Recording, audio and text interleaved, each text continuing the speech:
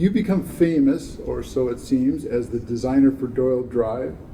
What was your inspiration for that project? I was on the board of the Exploratorium, and I was trying to help them on parking. And the parking course is in this little triangle formed by the ramps of Doyle Drive. So to get a better perspective on the thing, I went up to the roof of the Exploratorium, which is about 52 feet high. And I was amazed to see, here's this wonderful view of the Golden Gate Bridge, the bay, the hills and islands and all that stuff. And you couldn't see it because of this elevated roadway.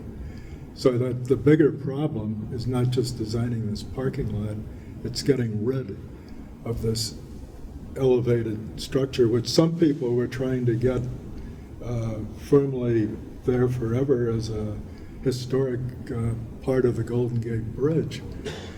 So the first idea was to get rid of the elevated road, get it down to grade, get a tunnel opposite the main post area.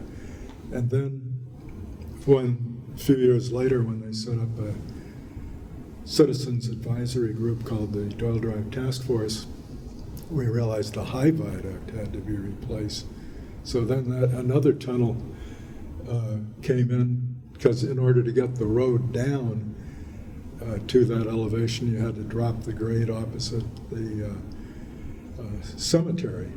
So the grade of the new thing will be like 3.8%, which is extraordinarily modest grade. People would say, how do you ever get the thing from the Golden Gate Bridge down to grade? Well, you get the road from, which is exactly the same height for the Bay Bridge, it's up 220 feet, because you have to let big boats, ships go underneath, and they bring it down to Fremont or whatever it is in half that distance, because it's a steeper and more continuous elevation change.